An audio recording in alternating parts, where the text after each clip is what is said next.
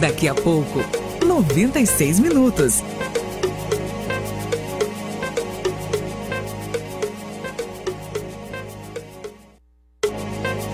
Continue conectado. Daqui a pouco, 96 minutos.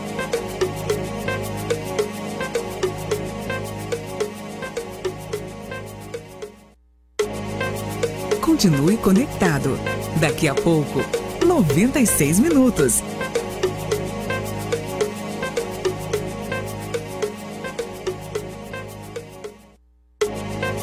Continue conectado. Daqui a pouco, 96 minutos.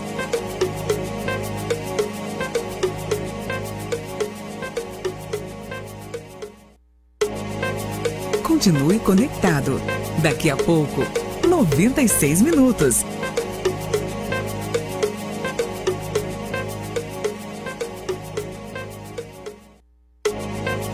Continue conectado. Daqui a pouco, 96 minutos.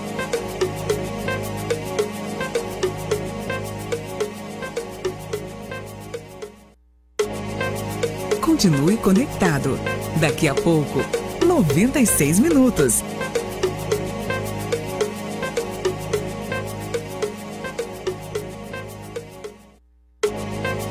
Continue conectado. Daqui a pouco, 96 minutos.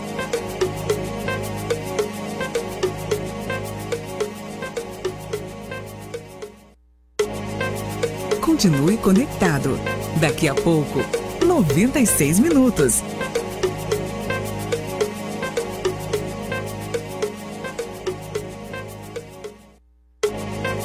Continue conectado. Daqui a pouco, 96 minutos.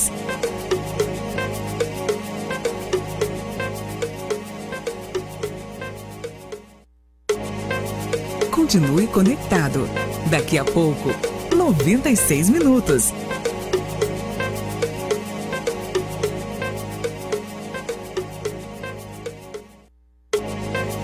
Continue conectado. Daqui a pouco, 96 minutos.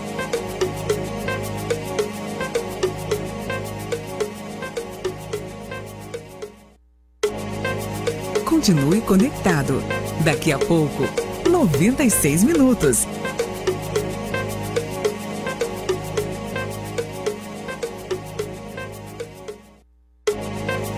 Continue conectado. Daqui a pouco, 96 minutos.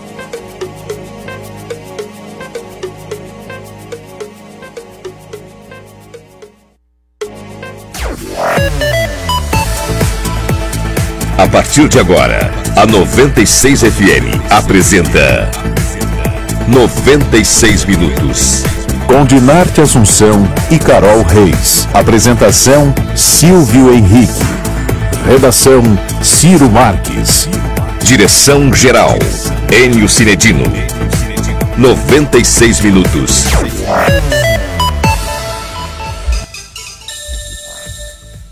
Minutinho pro meio-dia. Bom dia, boa tarde pra você, ligadinho aqui na 96 FM. Eu sou Silvio Henrique, estou aqui ao lado de Dinarte Assunção. Dinarte, seja bem-vindo ao 96 minutos. Boa tarde, Silvio, boa tarde, ouvintes, espectadores, boa tarde a todos. Quase que eu dava boa noite. É o hábito. É o hábito de estar aqui no Jornal das 6, mas a partir de hoje estou aqui trazendo informação, notícia pra vocês. Daqui a pouquinho o Carol Reis também fará parte aqui da mesa do 96 minutos, e pelos próximos 96 minutos você vai ouvir aqui na 96 FM as principais notícias do dia. Hoje é quinta-feira, 26 de setembro de 2019. Nós estamos começando mais uma edição do 96 minutos ao vivo pela 96 FM. Confira os nossos destaques. 96 minutos. Augusto Aras toma posse, afirma que vai atuar com independência e pautará a gestão no diálogo. A conferir se vai mesmo. No RN, Tribunal Regional Eleitoral descarta ação contra Fátima Bezerra e Antenor Roberto. E deputado de oposição vai relatar lei orçamentária anual de 2020. Governo nega prejuízos milionários às prefeituras com novo programa de incentivos fiscais do estado. Esporte, Flamengo vence o Inter e continua na liderança do Brasileirão. E hoje nós vamos bater um papo com o vereador Kleber Fernandes, líder do prefeito Álvaro Dias na Câmara Municipal de Natal. Vamos falar sobre o plano diretor e outros projetos do Executivo Municipal em tramitação. E nós vamos falar também sobre o Dia do Surdo, comemorado hoje, com a fonoaudióloga Maiara e a intérprete de Libras, Neide, no 96 Minutos. Lembrando que a 96 é a rádio com imagem, você pode acompanhar e interagir durante o programa nas redes sociais da 96 FM. O nosso Facebook é Natal 96 FM, no Instagram o nosso perfil é 96 FM Natal. E você também pode participar do programa através do nosso canal no YouTube, 96 FM Natal RN. Você se inscreve aí no nosso canal para participar das promoções. Hoje vamos sortear um convite para o show do Alceu Valença. Ele estará com esse show amanhã, às 9 da noite, no Teatro Riachuelo. E você pode concorrer da seguinte maneira: vai lá no nosso canal, no YouTube 96 FM Natal RN, se inscreve, printa, né? Depois da inscrição você printa. Se você já tiver inscrito, também pode participar. Printa que está inscrito e envia para o nosso WhatsApp, o 99210 9696. No final do programa, a gente sorteia esse convite para o show do Alceu Valença amanhã, 9 da noite, no Teatro Riachuelo. Deixa eu dar aqui boa tarde e bem-vindos a Carol Reis. Boa tarde, Carol. Boa tarde, gente. Esse programa tá mais que pontual, hein? Cheguei, ainda faltava 1 minuto para meio-dia, mas já tava no ar. Boa tarde aí todo mundo que tá nos ouvindo. Seja bem-vinda, Carol. Obrigada. Meio-dia, 1 minuto em Natal.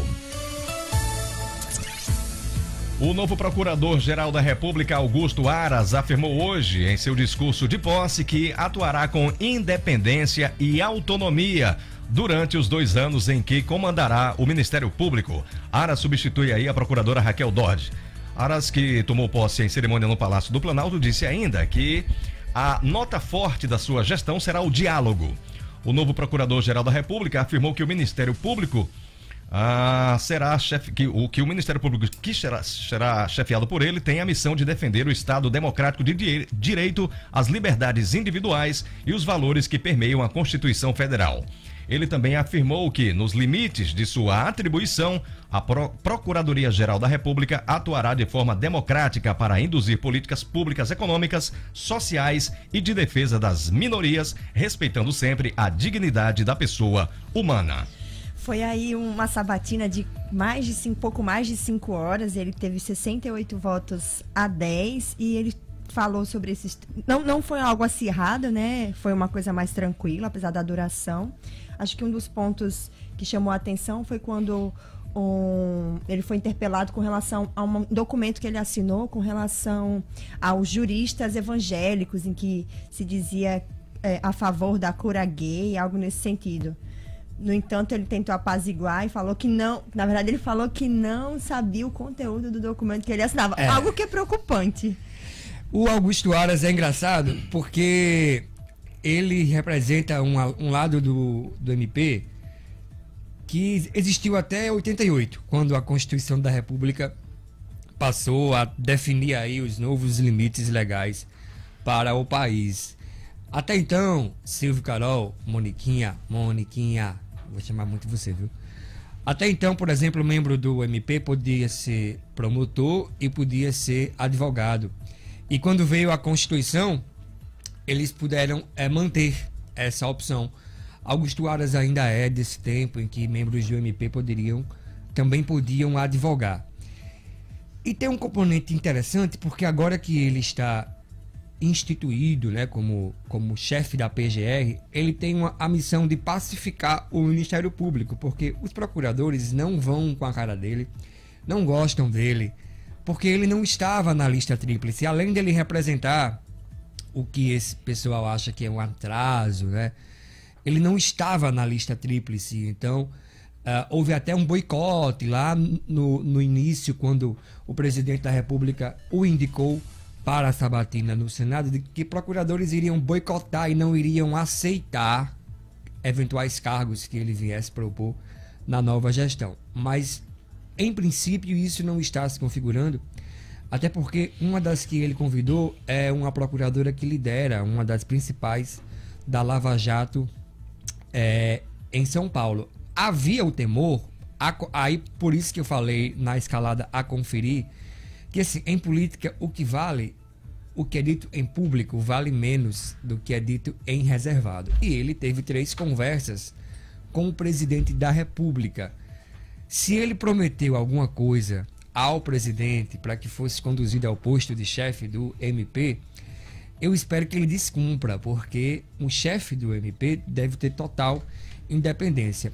Prefiro acreditar que ele e o presidente, por serem conservadores, poderão ter uma linha de atuação mais conservadora, mas sem que isso signifique necessariamente que a PGR vai estar subordinada ao Palácio do Planalto. Agora 12:05 em Natal. Ainda falando de política nacional, o plenário da Câmara manteve o veto do presidente Jair Bolsonaro ao dispositivo que isentava de cobrança o despacho de bagagens de até 23 quilos em aviões de pelo menos 31 assentos. A gratuidade, nesses casos, havia sido incluída pelo Congresso, mas foi retirada pelo presidente ao sancionar a medida. Por apenas 10 votos, fica mantida a regulamentação atual, que garante gratuidade apenas para bagagens de mão de até 10 quilos. Do total de deputados presentes, 247 votaram por derrubar o veto, contra 187 a favor de mantê-lo. Mas para derrubá-lo, a exigência é de pelo menos 257 votos. Como não foi rejeitado pela Câmara, o veto não precisa ser analisado no Senado. Vamos ter que pagar, hein, gente? Vamos ter que pagar, isso é bom, Silvio. Isso é muito bom. Eu sou liberal, sabe? Eu sou liberal. Eu só tenho 2 exceções para a pauta liberal. Não sou a favor que descriminalizem drogas. Acho que o país não está pronto para isso. E não sou a favor que privatizem presídios. O resto pode privatizar tudo. E não acho que é dever do Estado estar se metendo na vida pessoal do povo. Mas isso aqui, as pessoas olham, vamos ter que pagar. Tem que pagar porque isso é o que permite, essencialmente, a livre concorrência. A gente está num momento em que tem empresas de baixo custo querendo vir operar no Brasil. E os custos fixados sobre a bagagem é determinante para que essas empresas passem a operar. E aí o usuário vai escolher se vai voar em uma companhia que inclui já o valor da bagagem na passagem, ou se não, ou se vai pagar a parte. O importante é que crie um cenário de que quanto mais empresas tiver, melhor. Deixa eu começar rapidinho, Carol, por favor, antes de passar Eu ia falar a que a ANAC comemorou com relação a isso. Pois a é, ANAC comemorou comemorou essa decisão e justamente nesse sentido de atrair essas empresas, porque esse modelo é adotado em outros países, né? E essas empresas, elas têm interesse em atuar desse modo. Eu quero voar numa companhia de baixo custo, eu posso pagar. Baixo custo acho que é barato, né? Quero ir para Bora Bora. Quero mandar um alô especial aqui para os ouvintes do YouTube. Vou fazer uma menção honrosa a Rita Cássia, ela que é terrível. Rita Cássia não perdoa ninguém. À noite aqui ela tirava o meu juízo, já está tirando o meu juízo aqui no meio-dia, mas como eu a amo demais, eu vou nominar por enquanto Rita para saudar todos os ouvintes e espectadores do YouTube. Daqui a pouco eu passo vocês todos em revista, distribuindo beijinhos e abraços. É isso aí. Daqui a pouco a gente traz também os ouvintes participando através do Facebook, enfim, nas redes sociais da 96 FM. Já a gente começa. 12:08. Olha, antes de falar de política local, trazer essa informação, a Polícia Federal prendeu preventivamente hoje o ex-governador de Tocantins, Marcelo Miranda, do MDB, seu pai, José Edmar Brito Miranda, e seu irmão Brito Miranda Júnior.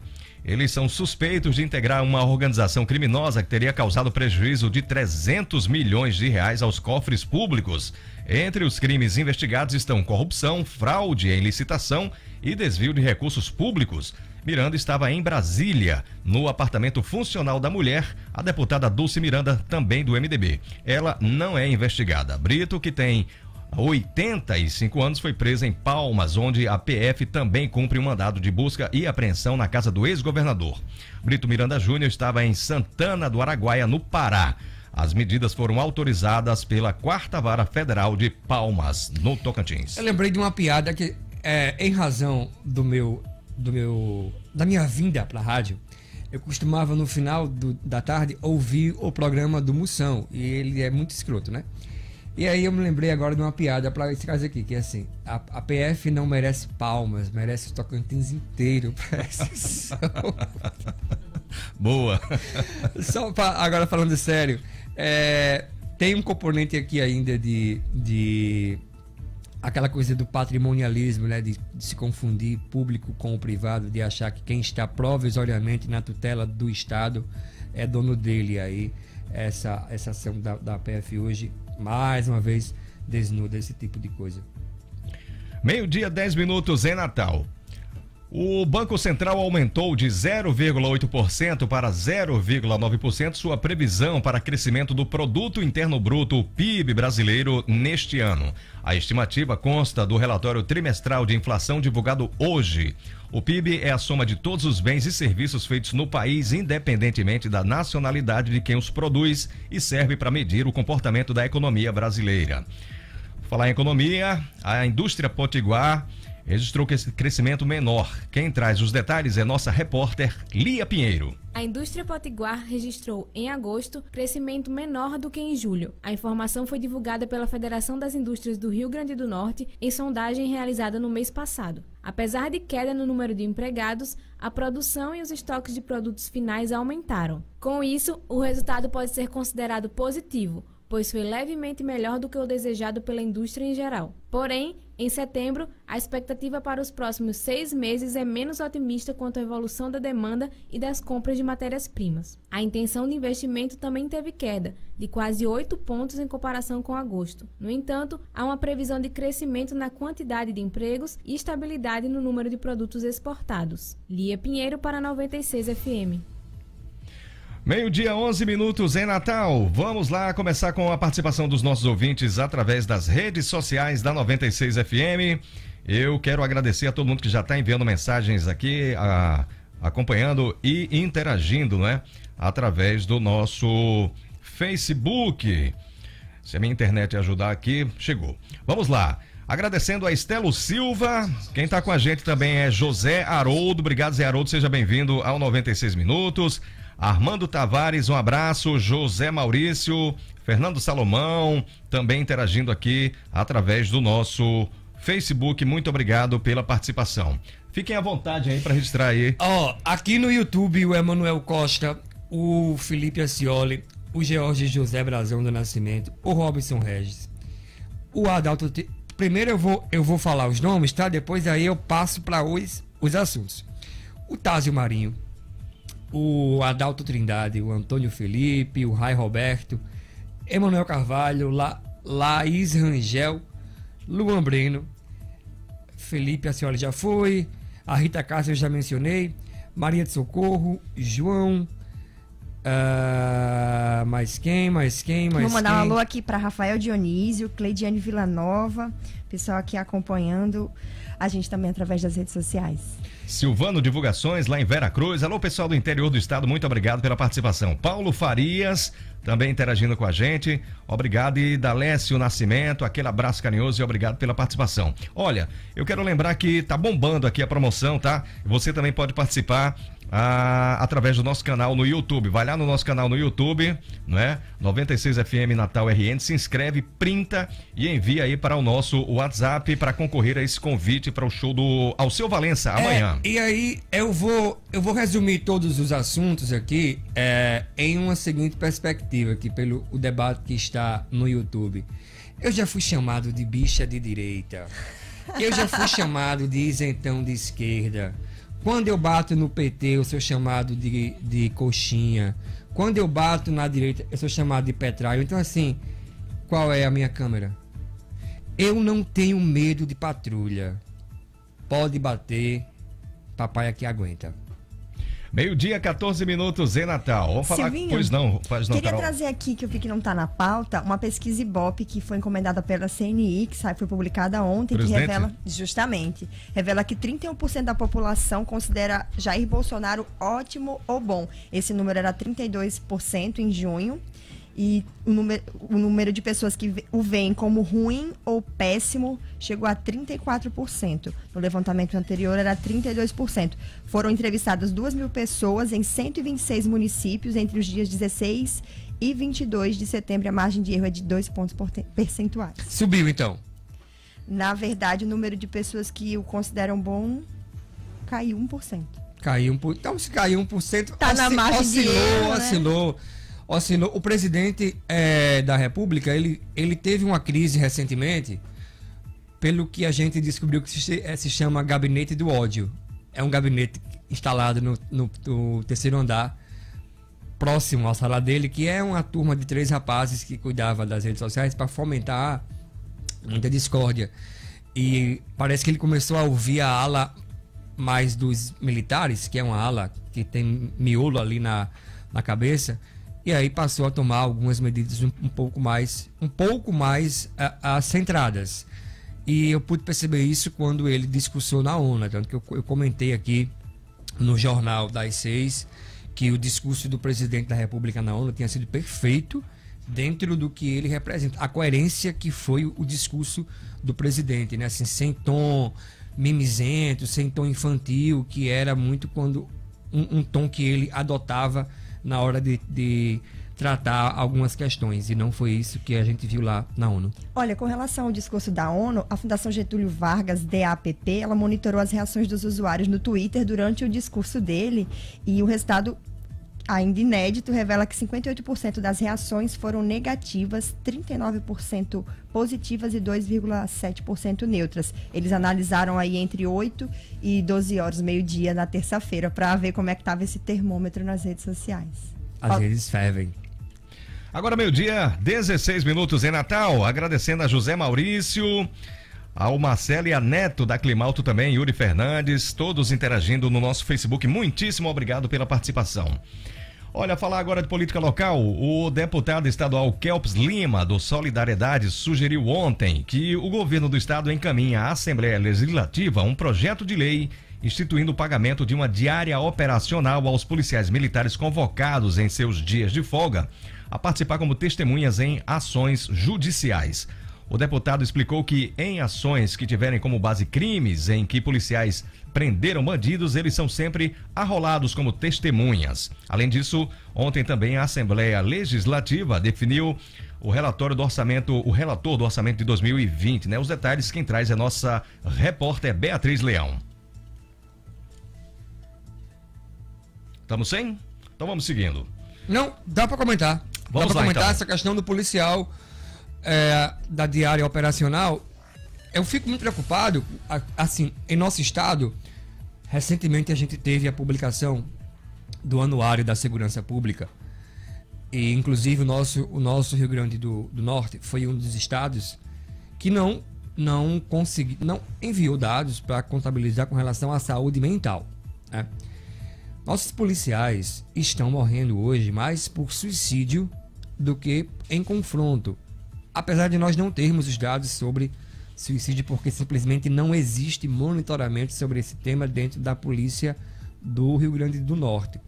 E aí me causa uma profunda indignação que a polícia do nosso estado esteja sendo negligenciada, porque acho que a palavra é essa, negligenciada, no momento em que eu vejo, por um lado, a governadora divulgar investimentos de 80 milhões para cá, para lá, mas não vejo nenhuma sinalização no sentido a política de prevenção e cuidado da saúde mental desse homem.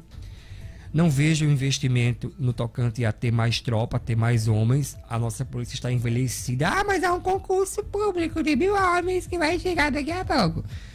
Mas em dezembro desse ano, 1000 homens terão se aposentado. Então, assim, os 1000 que vão entrar em janeiro do próximo ano, basicamente vão equalizar os que vão ter saído esse ano. Então, assim, evidentemente que, perdão, não se pode atribuir ao governo que aí está, mas é esse que aí está que foi eleito com a proposta de que iria haver mudanças, em que pese a polícia ter sido negligenciada, acho que desde o governo de Rosalba Ciarline, foi quando o negócio começou a desandar.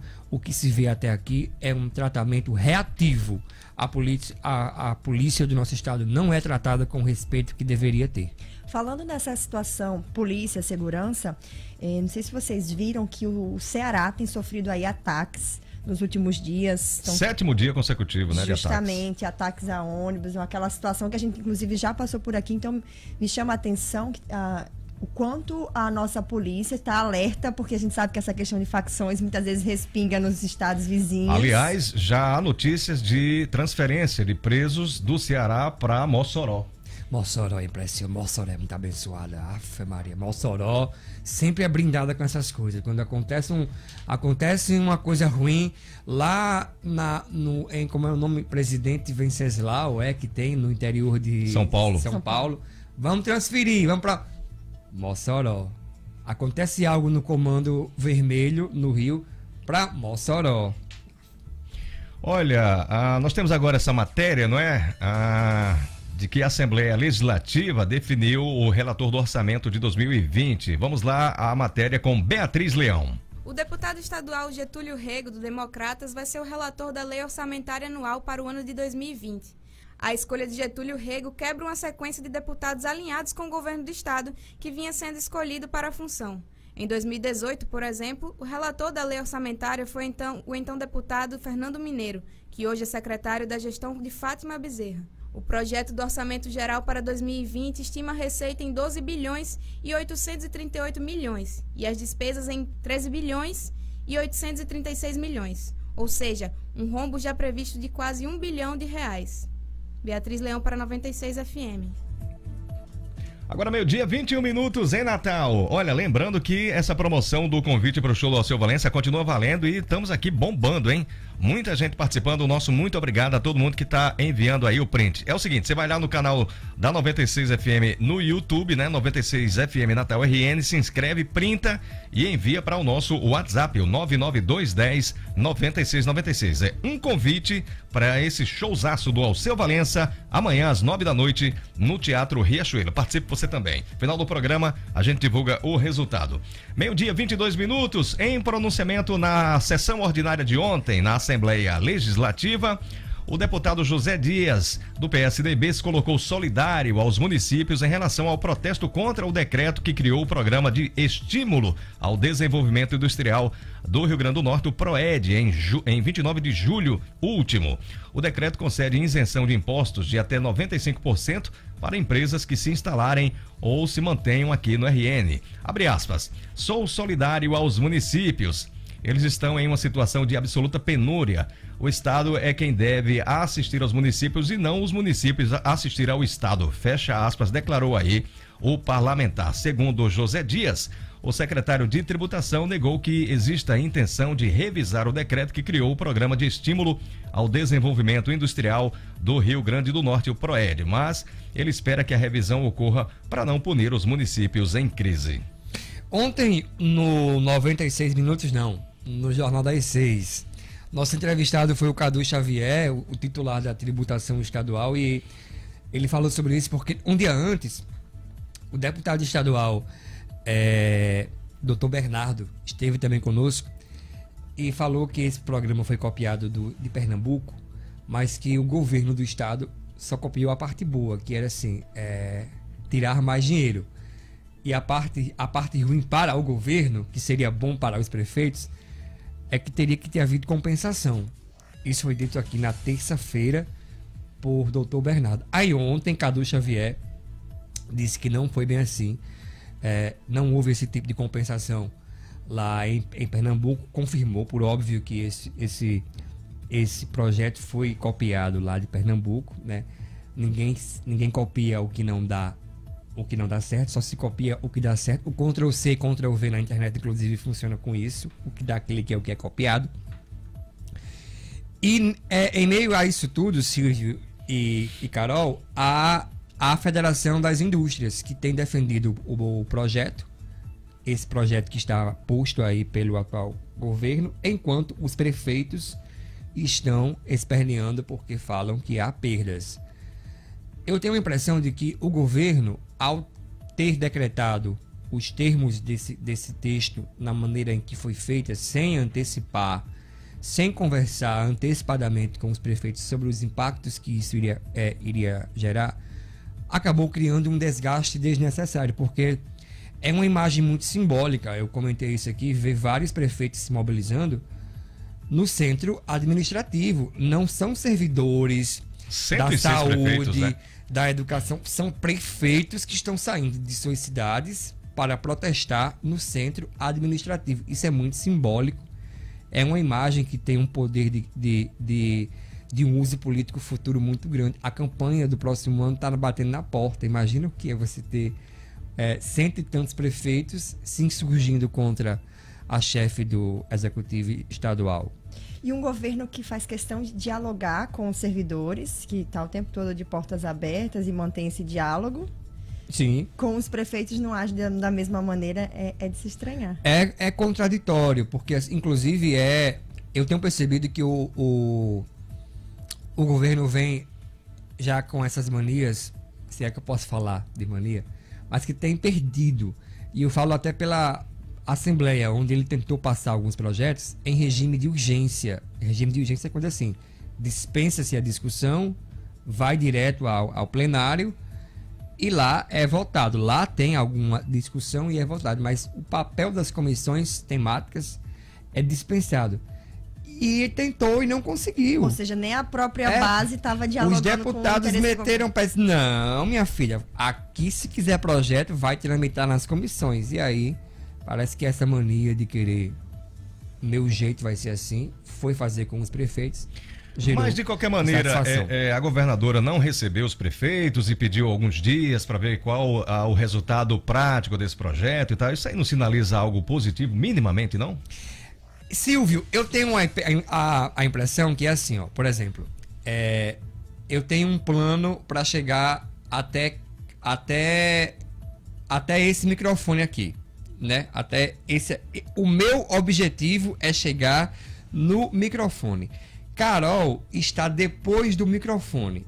O que é que eu faço? Eu vou até Carol. O pessoal vai espernear, você foi longe demais. Aí eu disse, não, então eu vou recuar até aqui. E fico com o que eu realmente queria, que era o microfone. Seria a mesma estratégia? Para dar a impressão ao público de que eu fiz uma concessão e eu recuei. A mesma estratégia usada, por exemplo, a nível nacional pelo governo federal, da reforma da Previdência? Você tem que fazer isso. Vamos colocar aqui gordura. Quando o assunto é espinhoso. Já que vai gerar crítica, a gente gera uma crítica enorme, aí vai ter pressão, a gente recua para ficar com o que nós realmente queremos, que é essa parte aqui. E aí dá a impressão ao público de que fizemos uma concessão e que dos males foi o mesmo. Porque assim, se você apresentar como ideia final o seu próprio objetivo, vai ter que recuar dele. Mas sem entrar no mérito da questão, sem querer entrar no mérito da questão, mas política também não é estratégia?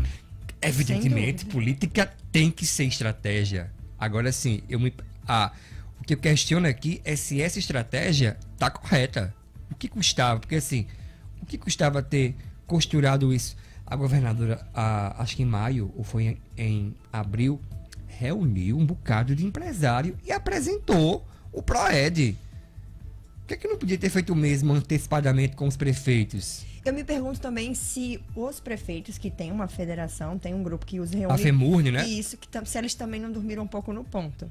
Eu falei até já isso aqui, porque depois que foi aprovado é que eles passaram a se manifestar. Será que eles não estavam acompanhando que ia ter algum tipo de modificação que pudesse respingar nas suas administrações? Eu quero acreditar que não foi desinformação, né? Quando o dinheiro pingou na conta diferente, aí perceberam que tinha uma coisa errada, né? Porque eu até me lembrei aqui que o doutor Bernardo falou que municípios pequenos sentiram um impacto aí considerável quando o dinheiro chegou na prefeitura. Ei, cadê a parcela que geralmente tinha nesse período? Agora 12h, 29 minutos em Natal. Registrar aqui a participação, agradecendo aos ouvintes da 96 e do 96 Minutos através das redes sociais. Um abraço para Li, Ricardo Silva com a gente, muito obrigado. Tiago Prado também, chegando aqui na audiência. Francisco Júnior, aquele abraço carinhoso para você e muito obrigado pela participação. Fica à vontade aí no nosso canal, viu? Aqui no YouTube, o Emanuel Carvalho tá tirando onda com todo mundo. Antes dele teve o Francisco Moraes, o Cristiano Menescal, é isso mesmo. O Ítalo Farias, a Andréa Martins, Ingrid Sodré, Guilherme Pessoa, John Leno. Daqui a pouco eu trago mais nomes. Silvinho, essa semana eu lembro que um dos nossos ouvintes questionou a respeito de uma placa que impedia a passagem de pedestres lá na Ponte Newton Navarro. E a gente não sabia exatamente do que se tratava. Eu vi que uma matéria da Tribuna do Norte apurou que um grupo de pessoas que tem como ideia combater os suicídios na ponte foi quem instalou essa espécie de barricada. Fechando o acesso, Fechando o acesso de pedestres. Como a ponte não tem muita circulação de pedestres, isso não causou um grande reboliço ali na área. No entanto, a STTU já foi notificada e deve retirar a placa. O grupo diz que quer pressionar os órgãos públicos para que seja feito algo naquela área. Eu sou defensora de que a gente não deve dar atenção à ponte, mas às pessoas. A gente tem que tratar as pessoas que estão pensando nisso, e por isso a gente teve toda a história do Setembro Amarelo, em se falar, dar importância ao que as pessoas têm a dizer, e a gente observar quem está próximo quando eles precisam de ajuda e ter a coragem de falar quando a gente tem problema e pedir ajuda. Olha, o Senado aprovou hoje a medida provisória que cria a empresa Nave Brasil Serviços de Navegação Aérea, nova estatal do país, hein? Resultado aí da divisão da Infraero. Como o texto já havia sido aprovado pela Câmara dos Deputados, a medida provisória segue agora para a sanção do presidente Jair Bolsonaro. Pela medida provisória, com a divisão das funções, a Infraero cuidará da administração da infraestrutura aeroportuária. O texto determina que a Nave Brasil vai implementar, administrar, operar e explorar industrial e comercialmente a infraestrutura aeronáutica destinada à prestação de serviços de navegação aérea. E o senador Flávio Bolsonaro confirmou na manhã de hoje que a retirada do apoio do PSOL ao governo do Wilson Witzel se deve aos planos de candidatura do governador à presidência da República. O PSL, não? O PSL, pois não. Exatamente, PSL. Eu falei PSOL? Foi. Perdão. Eu também não entendi. Foi PSL mesmo, partido do presidente e do filho dele, né? Mas que não vai impor a saída dos parlamentares do governo. A declaração foi dada em uma entrevista à Rádio Tupi, hoje pela manhã. Atualmente, o senador é presidente estadual da Legenda. Flávio Bolsonaro afirmou ainda que irá se reunir com a bancada de deputados estaduais na próxima sexta-feira amanhã. E que os espaços que eles possuem no governo são construções individuais, mas que eles arcarão com o ônus e o bônus do julgamento dos eleitores. O presidente da República, ele já tem, na minha opinião, hoje, Silvio e Carol, o maior adversário do presidente Bolsonaro hoje, não, na visão deles, não é o PT. Eu falo isso porque assim, eu olho para onde a milícia digital bate. A milícia digital tá batendo em Huck e Dória. Justamente, inclusive Huck hoje esteve em uma reunião aí com um time de peso do PSDB. Inclusive com o ex-presidente, né? E do Cidadania, para comunicar que está disposto a concorrer à presidência em 2022, inclusive que não teme ter que sair da Globo quando anunciar a sua pré-candidatura. Então assim, o pessoal tá batendo no Huck, tá batendo vez por outra no Dória e até por desencargo de consciência bate no poste, né? O poste é como se chama o Haddad, que ia ser eletrificado para ser presidente. Deixa eu fazer um questionamento a vocês aqui. O time de candidatura do Luciano Huck não passou? Não, no ano passado eu me recordo que quando ele se apresentou como... Porque ele faz parte do Renova BR, um projeto que fomenta lideranças políticas.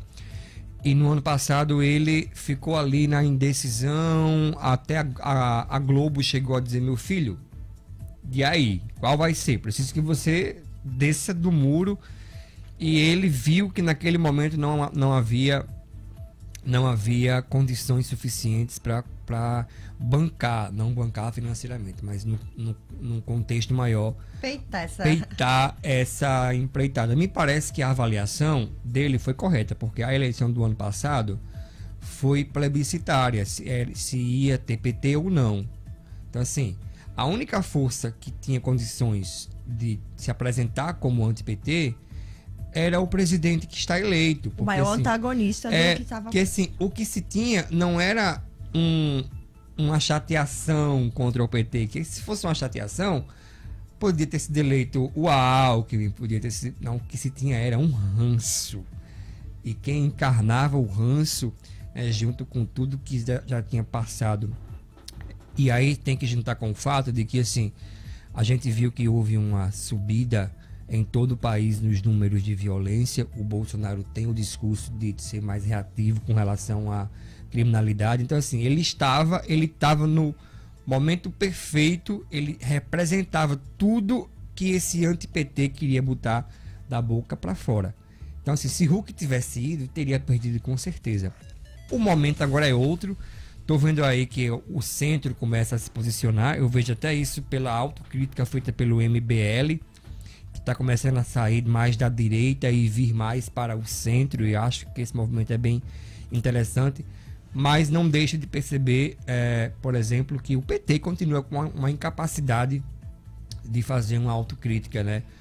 Qualquer crítica que você faça ao PT, você é chamado de fascista. Eu fico sem entender como é que um partido que perdeu a eleição continua num mundo paralelo, assim. Se você vai criticar o PT, você é visto como uma pessoa de direita, extremista, que tem interesses escusos, vai perder de novo se continuar Precisa, assim. De fato, rever as estratégias, porque essa não deu certo. Não deu certo. E a gente está cada vez mais polarizado. Lógico que existe essa tendência de seguir para um centro, mas a gente ainda tem muito forte a polarização e o antipetismo. E eu até acabei divagando, porque a história estava onde? Luciano Huck. Porque assim, o Bolsonaro elegeu aí virtualmente esse adversário. Só que o Witzel já fala abertamente que desde sempre, que quer ser presidente. Acho que isso é completamente despropositado. Um governador em seu primeiro ano de mandato está se apresentando como candidato. Eu quero ser presidente. Então, assim, perceba que quando houve lá aquele caso da morte da Ágata, em que veio a público o discurso de polícia contra moradores de comunidades, o Bolsonaro, que costuma se meter nesses assuntos, não se meteu. Ele não tuitou nada, ele não saiu em defesa da polícia, porque foi no Rio de Janeiro. Ele devia estar cuidando do estado dele, o estado do Witzel. Então, assim, ele deixou que o pepino da crise fosse todinha do Witzel. O Witzel que se dane aí com as suas crises, já que também tem a intenção de me tirar do páreo em 2022. Falando dessa questão com a menina Ágata, o tema o tema ligado aos policiais, essa questão de ilicitude, continua em pauta, e um dos trechos foi retirado justamente por essa pressão. Vocês viram isso? Eu vi o excludente de licitude, né? Isso mesmo. Mas acabou que houve, na minha opinião, Carol, uma coisa muito desonesta, porque assim, o excludente de licitude não tinha nada a ver com a morte da menina Ágata, porque, vamos supor, a perícia concluiu que é inconclusivo você dizer de onde partiu a bala que matou a menina. Vamos supor que fosse uma bala de um policial. A bala que matou a garota partiu de um policial. Se partiu de um policial e não tinha nenhum confronto na comunidade, então não há excludente de ilicitude. O que há é a ilicitude. Haveria excludente de ilicitude se, em razão de um confronto, a PM tivesse precisado fazer o que faz, mas não se tem notícia de nenhum tipo de confronto, de que havia algum tipo de ação ali naquele momento. Todos os relatos testemunhais que se tem é que o tiro partiu em condição unilateral, não tinha uma coisa prévia. Então, assim, para que houvesse a excludente, teria que ter havido um confronto. E aí, os meninos de Brasília, que de meninos não tem nada, aproveitaram a situação, cientes de que a maioria das pessoas não vão fazer distinção entre uma coisa e outra, o que é e o que não é excludente nesse tema, decidiram ser desonestos com o projeto do ministro da Justiça, com o qual eu tenho ressalvas nesse projeto. Acho que ele também é muito subjetivo, e acabaram derrubando. Moro diz que essa questão de excludente de ilicitude é adotada em outros países, não é algo que ele está inventando aqui, como algumas pessoas dizem, para passar a mão em policiais. Pois é, mas a nossa lei já tem excludente previsto, já está lá, né? Quando o policial, no cumprimento do seu dever, acabar cometendo o ato que seja, isso vai ser excluído de punição, porque ele está no cumprimento de sua atividade. 12:40. Vamos agradecer aqui a alguns ouvintes participando do programa através do nosso Facebook. Agradecendo a Rogério Azevedo, a Fernando Filho, Juliana Caetano, boa tarde para você também, Juliana, Natália Santos, Judineide Freire e Dayara Jax. Vou mandar alô aqui para quem está acompanhando a gente através do Instagram. Tem aqui o Glauber Alves, o Antônio Dantas, a Fran Souza, a Jessie, eu não sei qual é o nome dela aqui no Instagram, a Maria Valentina, Nilson dos Santos, Gorda Maravilha, Antônio Dantas, Simeão, tem muita gente aqui, Marlon Magno, César Rubimax, tem mais gente aqui. Olha, eu quero mandar um alô aqui no YouTube, no WhatsApp. Eu vou começar pelo Marcelo, pelo Francisco de Paula, o Rivanilton, o Silvio Romero, o Luan Medeiros, Josiran, Eliane Bezerra, Álvaro Borges, o Anderson de Almeida, Ilana Albuquerque, o PH, o Pedro Henrique, o Edson Ferrari, o O'Hara, Fred Honorato, Idaísa Bezerra, Rosa Bezerra, o Heitor, o Mirandinha, que está lá em João Pessoa, Marcão, meu companheiro, que era da noite, agora é Moniquinha, e a Daniela Câmara, além dela, a Rossana Carla, o Robledo, o Emerson, e é isso. Vamos lá, 12:41 em Natal. 96 minutos. Entrevista. Vamos falar de política. Já está aqui conosco o vereador de Natal, Kleber Fernandes, nosso primeiro entrevistado de hoje. Vereador, primeiramente, obrigado pela gentileza. Seja bem-vindo ao 96 minutos. Muito obrigado, é uma satisfação estar aqui mais uma vez com todos vocês. Vamos começar com o plano diretor, que é o tema, o assunto do momento. Como andam as informações do andamento do plano diretor na Câmara? Bem, o plano diretor ele cumpre uma etapa preliminar antes de chegar à Câmara Municipal, né, passando na verdade por 5 etapas, né? Ele tem um momento de implementação e identificação, né, de planejamento estratégico das principais alterações que precisam ser colocadas nesse processo de revisão. Depois ele parte para um trabalho de oficinas e grupos temáticos que são discutidos com a sociedade civil organizada.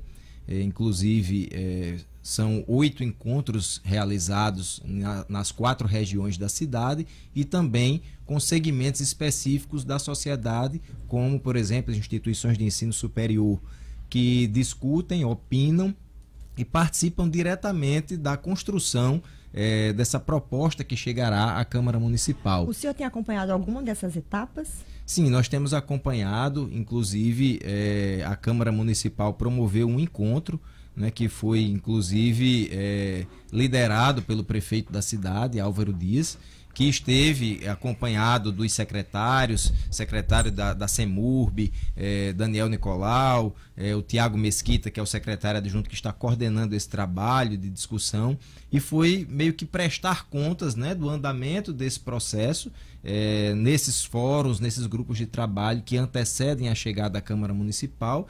E a Câmara tem também representantes que são indicados pela mesa diretora para acompanhar e fazer parte dessas discussões nos grupos de trabalho.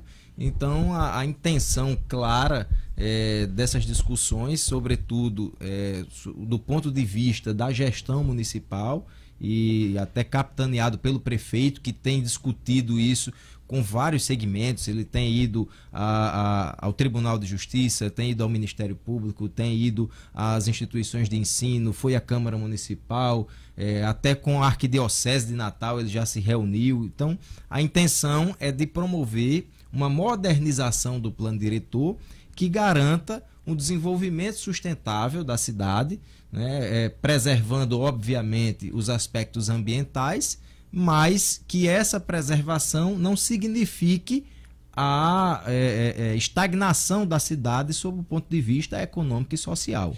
Já tem uma previsão de quando é que a minuta, né, com todas as orientações, com o que pode vir a ser lei, vai estar pronta? Sim, a intenção é que isso chegue à Câmara no final de novembro. Final de novembro. Exatamente, então está bem próximo. Há uma discussão com relação ao tempo que levaria para a Câmara analisar e fazer emendas, passar por comissões ou em regime de urgência. O senhor tem ideia de como isso deve se dar?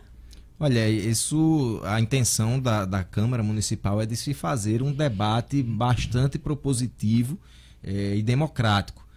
Como eu disse, o plano ele segue uma série de etapas que precedem a sua chegada à Câmara Municipal e, obviamente, isso não pode ser desconsiderado, porque ele foi construído a várias mãos pela sociedade civil e, ao chegar na Câmara, é importante também que os vereadores se apropriem de cada detalhe que foi discutido e que possa também promover outras audiências públicas no âmbito da Câmara e das comissões temáticas por onde o plano diretor irá tramitar, para que essa votação seja a mais transparente e que atenda os anseios, as expectativas e os sonhos da população natalense. Quais são as comissões que o projeto precisa passar? Ele passa na Comissão de Constituição e Justiça e Redação Final, que analisa os aspectos legais, constitucionais do projeto.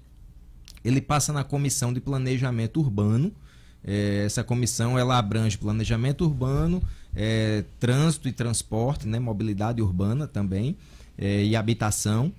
Ele passará certamente na Comissão de Direitos Humanos e Minorias, né, para analisar também de trabalho, outros aspectos, né, que envolvem a aprovação do plano diretor. E no âmbito da Câmara, os presidentes das comissões que acharem pertinente a discussão no âmbito das suas respectivas comissões podem também requerer a mesa diretora que ele tramite nessas outras comissões. A nossa preocupação, como o Carol bem colocou, é o tempo, mas, acima de tudo, que isso seja feito de forma muito transparente, com a participação das pessoas, e que os vereadores possam, de fato, se apropriar do que foi discutido, porque o parlamentar ele tem direito a fazer emendas. E essas emendas, elas podem, logicamente, vir para aprimorar o projeto, como pode também desconfigurar aquilo que foi discutido e elaborado junto com a sociedade, nesses fóruns, nesses grupos de trabalho, nessas oficinas temáticas nas 4 regiões da cidade. Pelo que o senhor acompanha, quais deverão ser as propostas de maior impacto? Eu acho que a questão da liberação de construções na orla da Praia do Meio, né? Essa é uma discussão que tem chamado bastante atenção, porque há um atraso, né, sob o ponto de vista de desenvolvimento da nossa orla.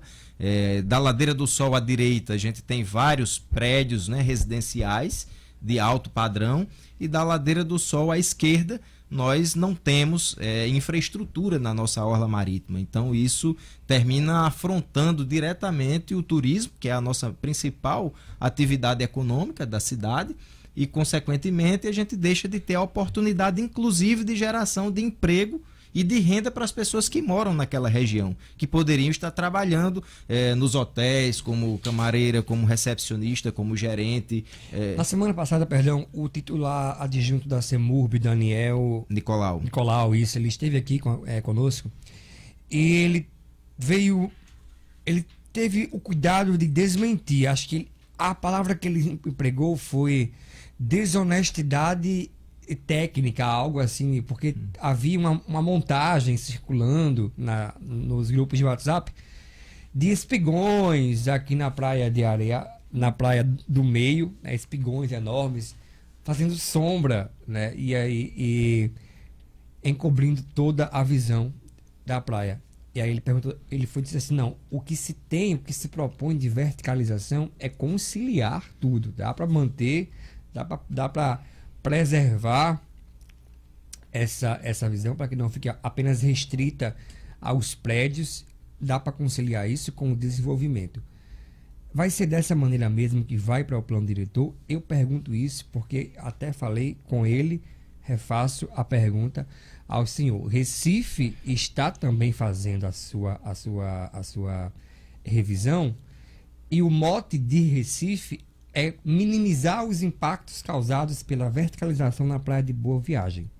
Então, assim, para que daqui a 10 anos Natal não comece a discutir, vamos minimizar os impactos causados, porque, enfim. Corremos esse risco, Corremos vereador? esse risco? Não, o risco, obviamente, se houver alterações, onde, como eu bem coloquei aqui, onde a Câmara Municipal tem a prerrogativa de apresentar emendas, de alterar, como eu disse, a nossa preocupação é que essas emendas feitas na Câmara não desconfigurem nem descaracterizem o projeto.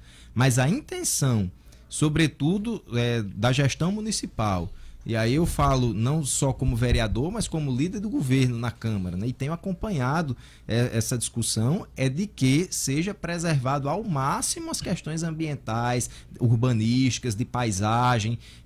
Ninguém quer garantir exclusivamente o desenvolvimento através da construção civil e até mesmo do turismo, mas afrontando as nossas belezas naturais, afrontando aquilo que a gente tem de mais precioso, né, na cidade do Natal, né, que são as nossas belezas. Então, eu acho que, além de ser a intenção da gestão municipal de garantir que isso seja preservado e que aconteça de forma ordenada, é também a intenção da Câmara Municipal. É o que eu tenho ouvido, que eu tenho discutido, que eu tenho tratado com os colegas vereadores e vereadoras, no sentido de haver, de fato, essa preservação. Vereador, além dessa questão do plano diretor, nesse segundo semestre, quais projetos importantes tramitam na Câmara em Natal? Olha, a Câmara tem discutido um volume de projetos de lei tremendo, né? A gente conseguiu agora acabar com a discussão um tanto que recente do processo licitatório, né, do transporte coletivo da cidade do Natal. Acho que foi um grande avanço que a Câmara promoveu. E agora toda a expectativa está voltada para o plano diretor, né, porque nós já estamos entrando em outubro, a intenção é que chegue no final de novembro, e a Câmara precisa já iniciar essas discussões. Então, eu acho que não haverá espaço para outro projeto que seja de tamanho impacto na cidade, a não ser os projetos de lei ordinários que diariamente a Câmara tem apresentado em favor da população, discussões acerca do idoso, do direito do consumidor, da mobilidade urbana, do trânsito, etc. Isso aí, todos os dias a gente tem tido uma pauta bastante extensa aí, de pelo menos 8 a 10 projetos que são analisados diariamente. O prefeito Álvaro Dias, ele manifestou o interesse em ver esse plano diretor votado, né, no próximo ano. Há condições para que, por exemplo, a gente chegue no período eleitoral, né, o próximo ano é eleitoral, com esse plano totalmente votado já? Eu acredito que sim, porque inclusive eu já ouvi a possibilidade de se fazer convocações extraordinárias da Câmara no período de recesso parlamentar, né, que é no mês de janeiro e início de fevereiro, para se fazer essa discussão do plano diretor. Então, inclusive os vereadores têm demonstrado o interesse de fazer essa discussão antecipada, bastante distante do período eleitoral, até para não gerar especulações, né, e questionamentos da sociedade por possíveis votações ou apresentação de propostas ou emendas que sejam consideradas eleitoreiras. Ok, conversamos com o vereador de Natal, Kleber Fernandes. Vereador, mais uma vez, obrigado pela sua participação no 96 Minutos. Nós que agradecemos, estamos sempre à disposição e parabenizamos aí pela condução do programa. Muito obrigado, muita gentileza. Agora, 12h53 em Natal. Vamos dar sequência. 96 Minutos. Política. Olha, voltando a falar sobre política, um abraço, vereador. O ministro da Economia, Paulo Guedes, afirmou ontem que o governo Bolsonaro enviará uma proposta de pacto federativo em que o Congresso Nacional assumirá o controle sobre a definição do orçamento da União. A ideia, afirmou, é desindexar, desvincular e desobrigar as despesas primárias federais. Ele participou de debate na Comissão Mista de Orçamento sobre as propostas de lei orçamentária anual de 2020 e do Plano Plurianual de 2020 a 2023. A resolução que disciplina os trabalhos exige a presença do ministro para falar de cada nova peça orçamentária. Novamente em pauta essa questão do Pacto Federativo, hein, Dinarte? Esse pacto federativo se discute desde que Adão e Eva foram expulsos do paraíso. E esse pacto federativo acaba... Porque assim, em tese tudo é muito bonitinho, porque o argumento é muito válido, né? A vida... Por que a vida acontece nas cidades, mas o dinheiro fica em Brasília, né? A União detém praticamente 64%, salvo engano, do bolo de arrecadação do país, mas a vida está lá acontecendo. A vida não acontece na entidade União, a vida acontece na entidade municípios, né? Nas cidades, nas 5.000 e tantas cidades. Agora 12:55 em Natal. Ainda falando de Congresso, boa notícia. O presidente do Senado, Davi Alcolumbre, afirmou que vai promulgar hoje a medida da sessão onerosa, né? A promulgação garante a participação de estados e municípios na divisão do leilão do pré-sal, que está previsto agora para novembro. A nossa produção separou um trecho da fala do presidente Davi Alcolumbre hoje pela manhã. Vamos acompanhar em áudio e vídeo. 15% para estados e municípios. Essa parte do Senado vai ficar tramitando na comissão especial aqui na Câmara, e a parte que nós vamos promulgar amanhã é a parte que autoriza o governo a fazer o leilão dos novos campos de exploração, que vão dar aquele recurso para o governo federal. Representa chegar dinheiro aos estados, incluindo aí o Rio Grande do Norte, né? Assim falou o Zaratustra. Não, existe a expectativa, né, de que o valor... Quer dizer, expectativa não, há definido que havendo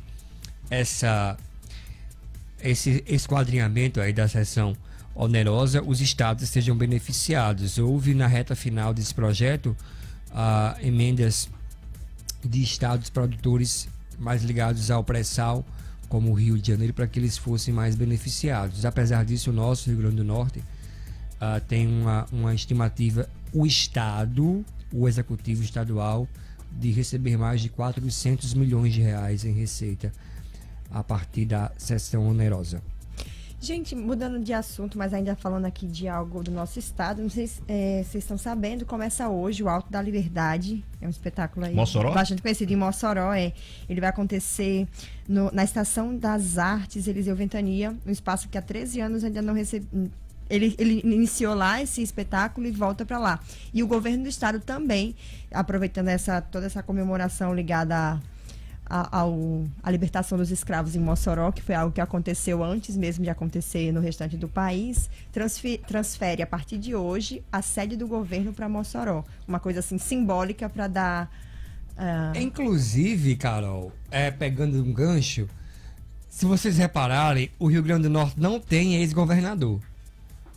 Porque assim, eu me refiro ao discurso mesmo, porque o ex-governador que nós temos, Robinson Faria, ninguém sabe, ninguém viu. Aqui e acolá aparece no Instagram, né, umas fotos dele e tal. Mas a gente não temos no estado um ex-governador, porque ex-governador é conhecido porque assim, quando sai do seu posto e se propõe a continuar na política, continua militando ali, continua batendo, continua falando oposição, coisa. Né? Aí assim, vamos lá. Rosalba é prefeita. Que vai estar no palanque com Fátima. Vai estar no palanque com Fátima. Rosalba é prefeita, não tem nenhum discurso dela regional. Vilma de Faria já morreu. Iberê já morreu. O que temos são ex-candidatos, inclusive, né? Ex-candidatos ao governo do estado. Como o Carlos Eduardo, que vez por outra aparece na rede social com alguma crítica. Trago isso para a gente ter em mente que o fato de a governadora Fátima Bezerra e a Mossoró instalar o governo também é sintomático de uma coisinha, tá? Lá em Mossoró o PT tá se organizando porque eles têm em mente que a prefeita da cidade, Rosalba Ciarline, vai causar algum tipo de obstáculo, né, ao projeto que hoje quem representa é o senador Jean Paul Prats. Ela vai ser algum tipo de... A força que ela representa vai ser algum tipo de obstáculo. O PT já pensa assim. Daí é bom a gente ficar atento de como é que vai ser... Como é que a deputada estadual Isolda vai aparecer na foto? porque Isolda hoje é o nome lá de Mossoró e é o nome com o qual o PT deverá apostar as fichas contra a prefeita Rosalba Ciarline. 12:59 em Natal. Agradecendo e registrando aqui a participação dos ouvintes no nosso Facebook. Livânia Soares, Amanda Pires, obrigado. Rony Erickson.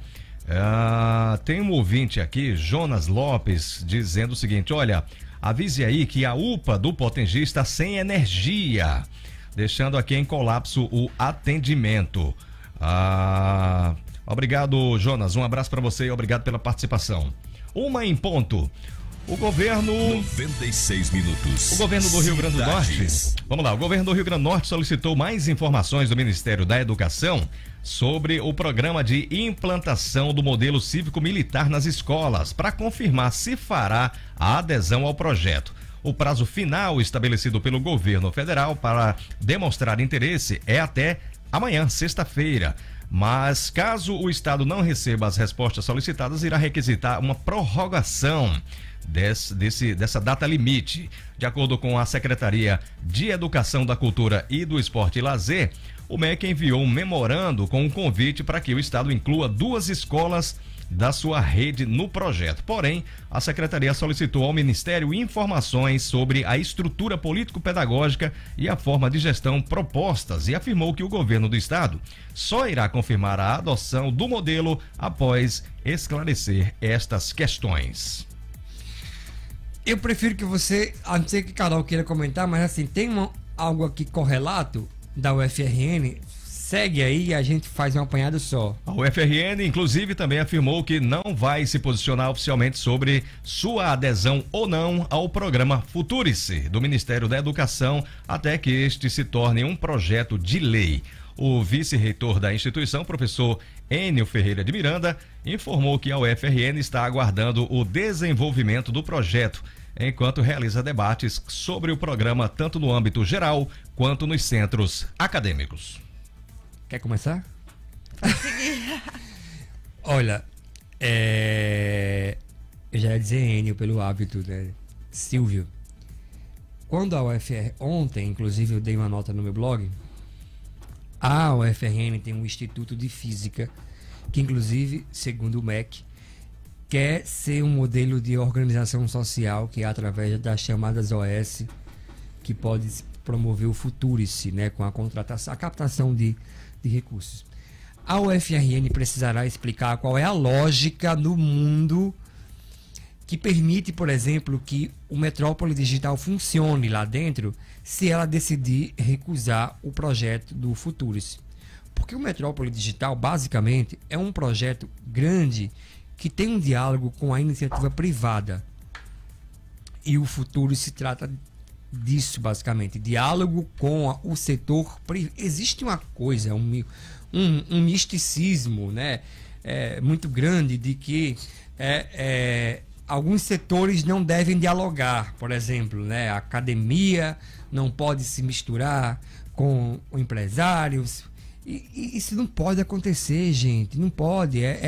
As coisas hoje não podem mais passar uma linha no chão e dizer assim: daqui para cá sou eu, daqui para cá são eles. Não é assim que funciona. Então, assim, a UFRN vai rejeitar o Futurice, porque todas as demais universidades federais têm feito isso. Eu tenho uma crítica a esse projeto, o Futurice. Até aqui nenhuma instituição se declarou favorável ou que vai... Não, tem 7, Carol. No Brasil todo tem 7 instituições que estão fazendo assim, aderindo com ressalvas. Mas tem mais de 20 e tantas que já manifestaram que vão rejeitar. Eu tenho uma crítica a esse projeto, se ele não vai permitir que o financiamento da pesquisa seja apenas voltado para o que interessa do ponto de vista comercial, né? E aí algumas pesquisas que devem ser feitas pelo impacto para a sociedade ficariam negligenciadas, porque se assim for o caso, o governo federal teria o dever de financiar as pesquisas, por exemplo, pesquisas de vacinas, pesquisas para desenvolver vacinas. Se, evidentemente, pode ter empresa que não vai ter o mínimo interesse nesse tipo de coisa. Então, é dever do governo financiar esse tipo de pesquisa. Agora, assim, rejeitar um projeto como esse, que cria a proposição de dialogar com o setor privado, apenas com matizes ideológicos, é porque a autonomia da universidade vai ficar ameaçada. Como é que vai ficar ameaçada? Explica melhor, Bial. Onde está a ameaça à autonomia universitária no momento em que se propõe um diálogo e uma maior aproximação com o setor produtivo? Agora 1h05, vamos às informações de esporte. Edmo Cinedino já está na área. Vamos lá, Edmo. 96 minutos. Esportes com Edmo Cinedino. Edmo Cinedino, boa tarde. Boa tarde, Silvio Henrique, boa tarde, ouvintes do 96 minutos. Tudo bem, Edmo? Tudo beleza, Silvio. Rodada do Brasileirão? Rodada do Brasileirão. Flamengão foi de novo, hein? 8ª vitória consecutiva do Flamengo. Eu vi uma choradeira aí de Colorado. Meu amigo Fábio Pacheco, seu time não dá não. Não adianta espernear. Não adianta. Aí diz, não, porque o Flamengo teve o trabalho facilitado, porque foram expulsos 2 jogadores. Se botasse mais 2, o Internacional jogando com 13 e o Flamengo com 11, ainda dava Flamengo. É mesmo, a diferença de qualidade técnica é muito grande. Silvinho, tivemos 90, quer dizer, nunca tem 90 minutos de jogo, né? Tivemos, vamos dizer assim, a média é 60, 75 minutos de bola rolando. 70 é o Flamengo do ataque. Sabe, esse é o grande diferencial hoje. O Flamengo é o grande diferencial positivo do futebol brasileiro hoje. Infelizmente, ainda tem poucos seguidores. Aí você ainda tem que assistir jogos como Ceará e Cruzeiro, os 2 treinadores, um com medo de tomar gol do outro. Quer dizer, vamos copiar o que é bom. Copia Sampaoli, copia o Jesus. Não tem problema que ele seja estrangeiro, que o Sampaoli seja argentino, que o Jesus seja português. Qual é o problema? Jogando muito o Flamengo. 48 pontos, Silvinho, 8ª vitória consecutiva. Quantos pontos à frente do segundo colocado? 6 pontos agora.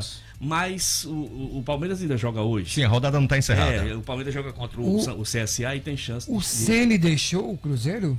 Rapaz, está muito ameaçado. Eu não sei se já havia uma pressão muito grande, porque ontem ele barrou o Thiago Neves, deixou o Thiago Neves fora do time e uma pressão enorme. Assunto mais comentado no Twitter hoje.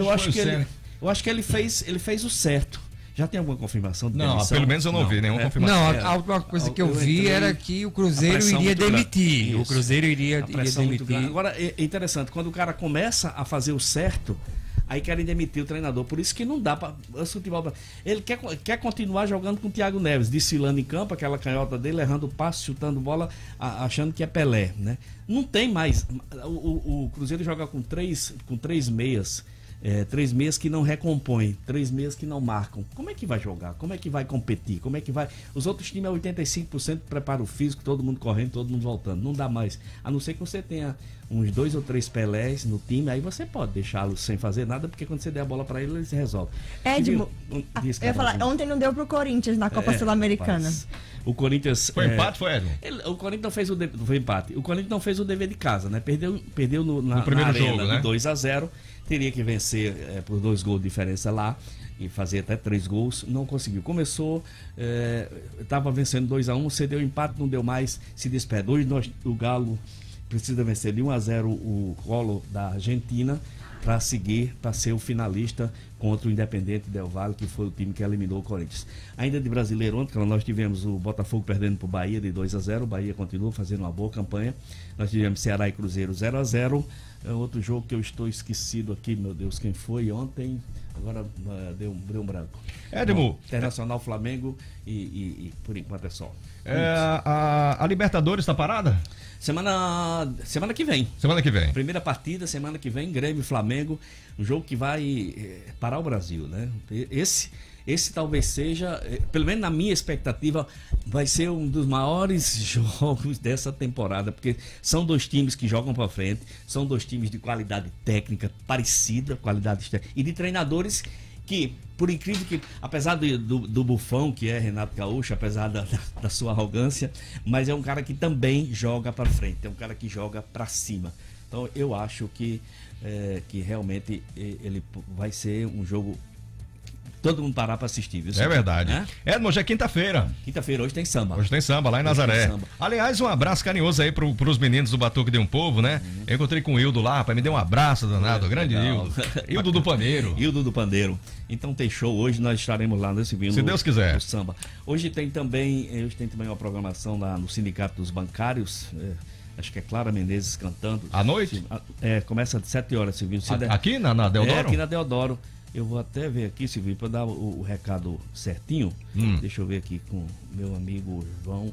Não esqueça de ninguém. Rapaz, não pode esquecer, tá aqui. É a Clara Menezes cantando, é a atração musical. E a Ana Cristina Tinô, que é a atração poética. Então, isso é uma tradição todas as quintas-feiras, quinta cultural aqui no Sindicato dos Bancários, promovido por meu amigo João Barra e o Nando Poeta. Muito bacana, né? Nosso queridíssimo Ciro Marques tá me informando que o Ceni ainda não caiu. Vai ter uma reunião hoje, ele vai ter uma reunião hoje com o Cruzeiro para decidir aí o que é que vão fazer, Esse né? tal de reunião é um sintoma claríssimo, né? Agora, independente da queda ou não, me parece, Edmo, que já tem, ele chegou agora há pouco no Cruzeiro, mas já tem um mal-estar danado, né? Eu não sei se isso consegue levar muito à frente não, né? É porque tem medalhão demais.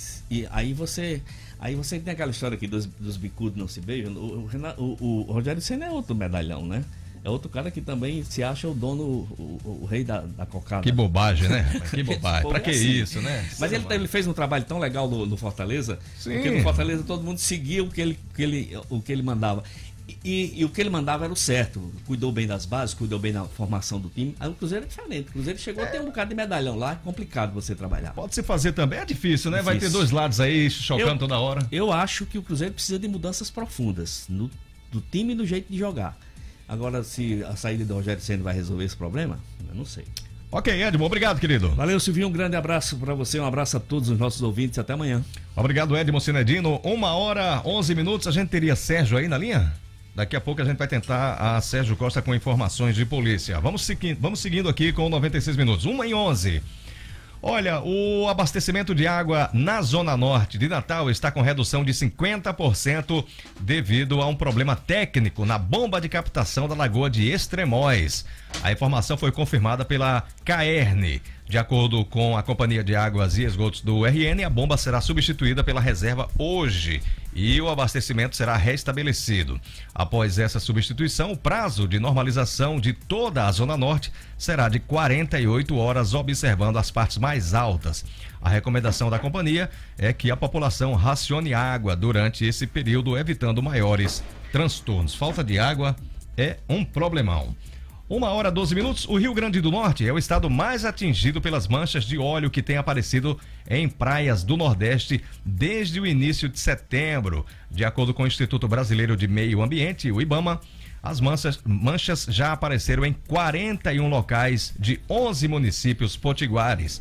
Em todo o país, são 99 locais em 46 cidades atingidas. O IBAMA ainda não sabem a origem do óleo. Segundo a Petrobras, trata-se de óleo cru, que não é produzido no Brasil. As manchas já foram vistas também em praias de Pernambuco, da Paraíba, do Ceará, Alagoas, Maranhão, Piauí e também de Sergipe. De acordo com o IBAMA, a presença de óleo nas praias do Rio Grande do Norte se estabilizou e não houve mais aparecimento da substância vinda do mar. Eu tinha visto ontem que tinha alcançado 42 praias no Nordeste, essas manchas de óleo. Agora 12h, 13 minutos em Natal.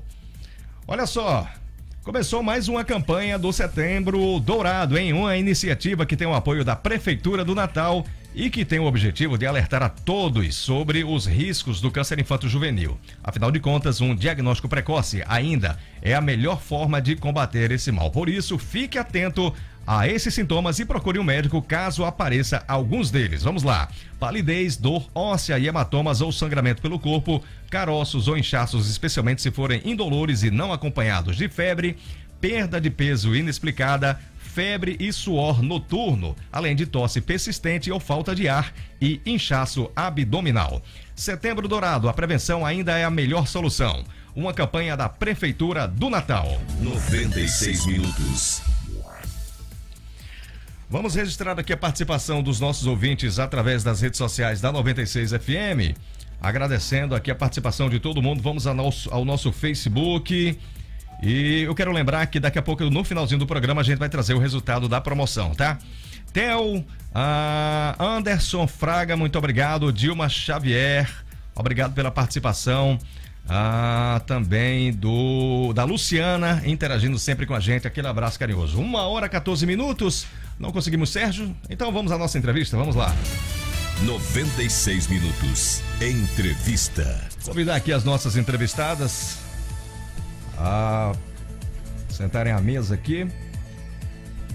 Bom, para a gente encerrar o 96 minutos de hoje é o Dia do Surdo. Vamos falar sobre esse assunto com a fonoaudióloga do Centro de Saúde Auditiva, Ângela Mosca, e também está aqui conosco a Maria Luzineide, que é professora e intérprete de Libras, e Carla Amaral, que é mãe de um jovem surdo. Primeiramente, senhoritas, obrigado pela gentileza, sejam todas bem-vindas ao 96 minutos.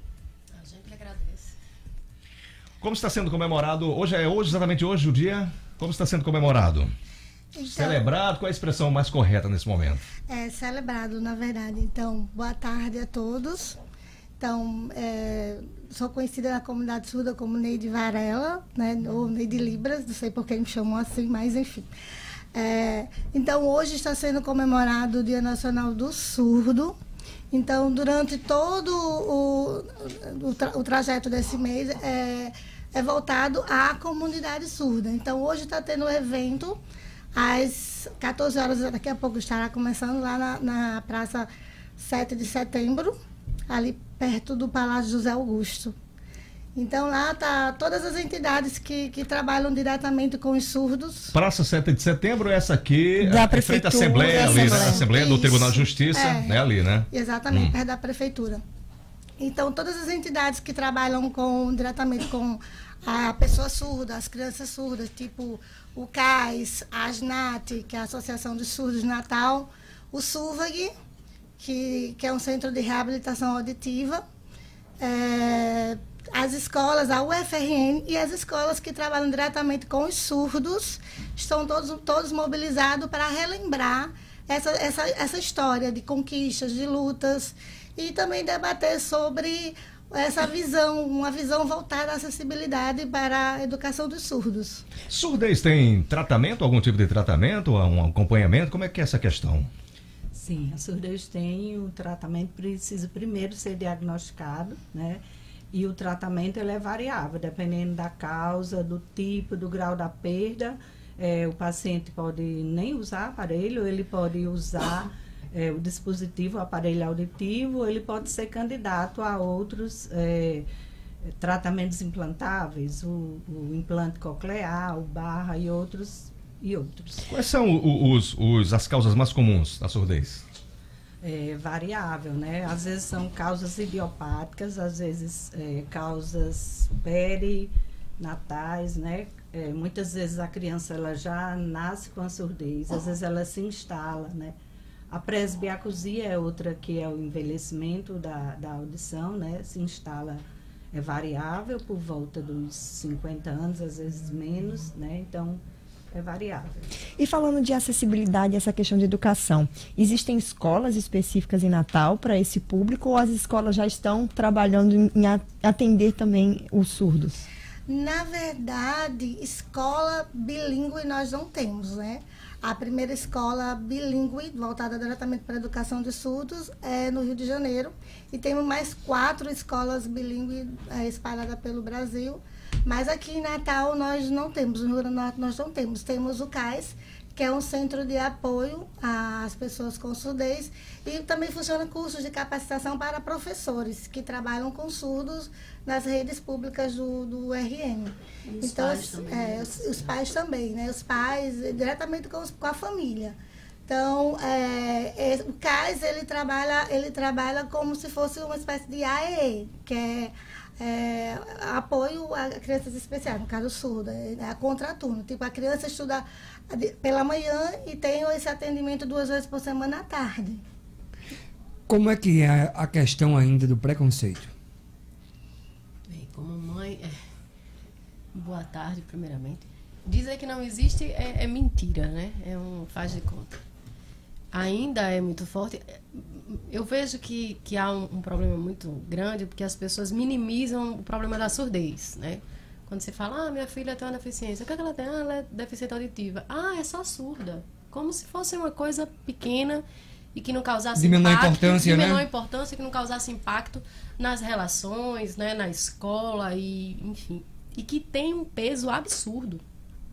Quem convive, quem conhece de perto, é que sente e sabe da dificuldade de achar uma escola acessível, de você achar pessoas que se comprometam em fazer a diferença na vida dessa criança, de modo que ela não se sinta diferente, porque ela tem a percepção normal, mas não consegue se expressar e se fazer compreender como as demais, né?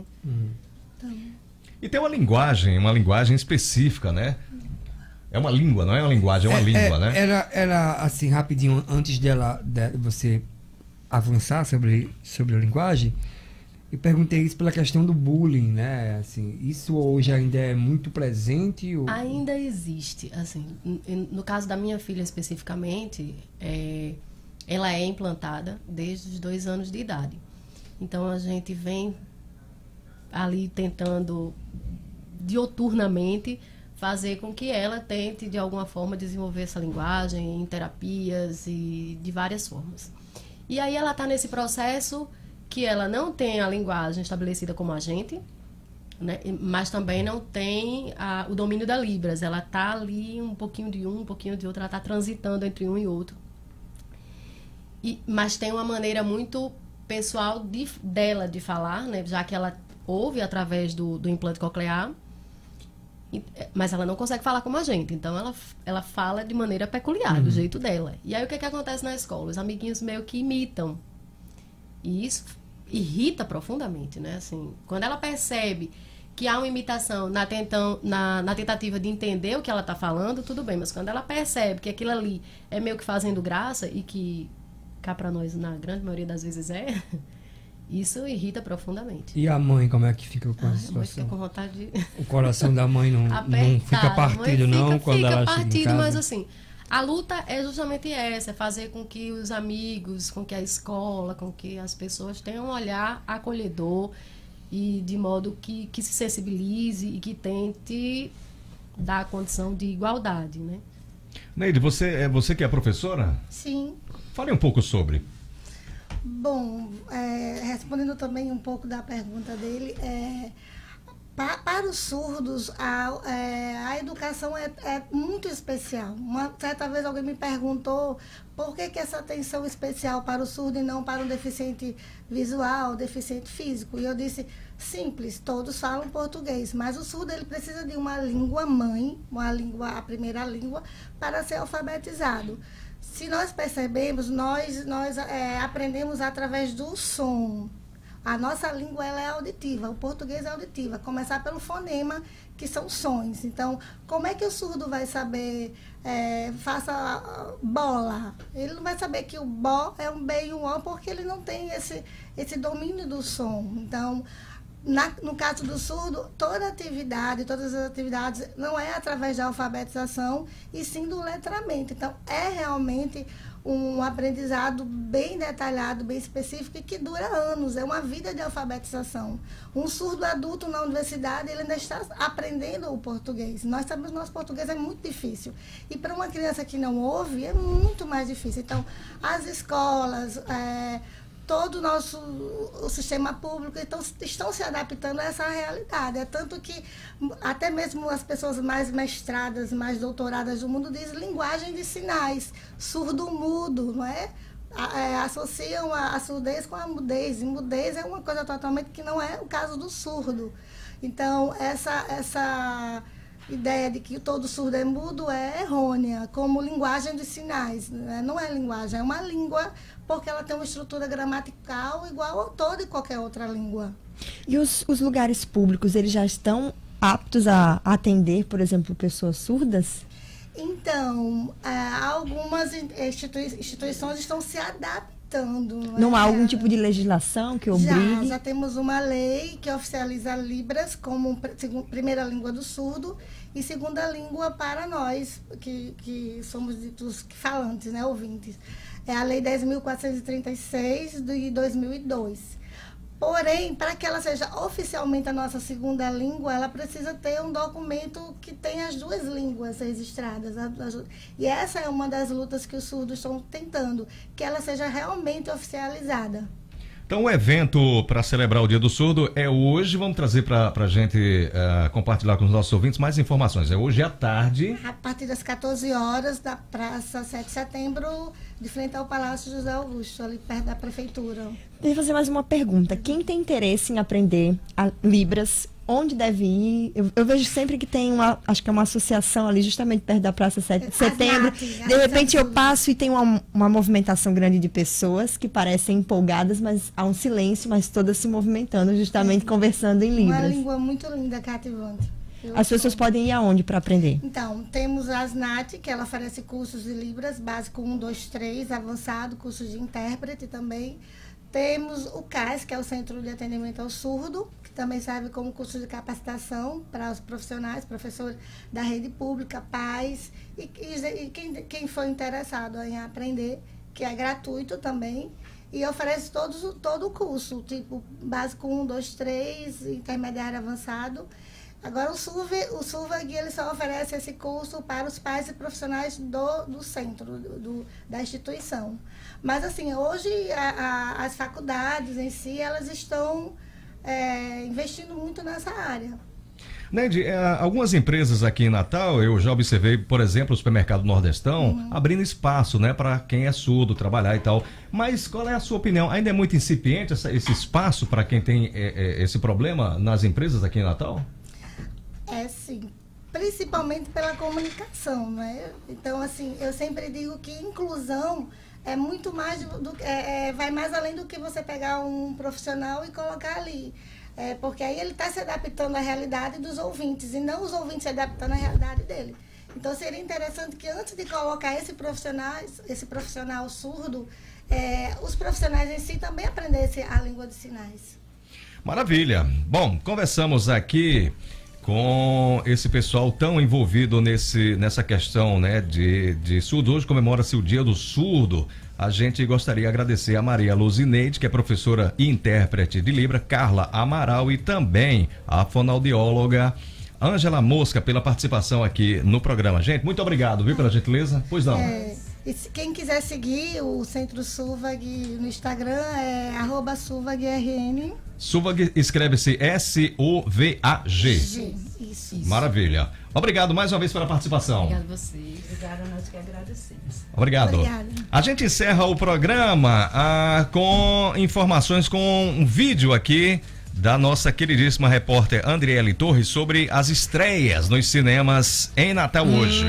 Vamos lá. Olá, a estreia dessa semana é o filme Hebe, a Estrela do Brasil. O filme se passa em São Paulo, nos anos 80, época em que o Brasil vivia uma das piores crises. Hebe Camargo parecia exuberante na televisão. Esse é o programa Hebe para todo o Brasil! Já com 40 anos de carreira e 60 de idade, ela não aceitava ser apenas um produto que vendia bem para a TV. A estrela passou por problemas com o marido, salário, governo e censura durante a ditadura militar. Enfrentou tudo isso e se tornou autora da sua própria história, uma personagem com dramas e superação. Essa mulher é a apresentadora mais querida do país. Até o momento, os críticos de cinema estão elogiando o filme pelo elenco, com destaque para a atriz Andréa Beltrão, no papel principal de Hebe mais jovem. Os elogios também são para os aspectos técnicos, como enquadramentos e expressões de Andréa, destacando a personalidade de Hebe. Outro filme que também estreia hoje é Abominável, uma animação repleta de aventura para assistir com toda a família. Andriele Torres, direto do Estúdio 2. 28, a gente vai finalizando o 96 minutos de hoje, agradecendo a Dinarte Assunção, a Carol Reis. Dinarte, obrigado, viu? Seja bem-vindo mais uma vez aqui ao 96 minutos. Amanhã tem mais. Amanhã teremos mais, Carol, obrigado. Obrigada, Silvinho, Dinarte, até amanhã. Pra gente fechar o programa, até para celebrar aqui o Dia do Surdo, nossa professora Neide vai encerrar aqui com um boa tarde na língua, né, dos surdos. Vamos lá. Por favor, a câmera já está ali captando.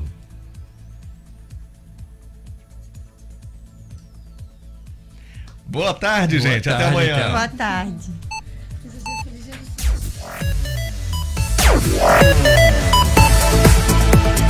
A partir de agora, a 96 FM apresenta 96 Minutos. Com Dinarte Assunção e Carol Reis. Apresentação Silvio Henrique. Redação Ciro Marques. Direção geral Enio Cinedino. 96 Minutos.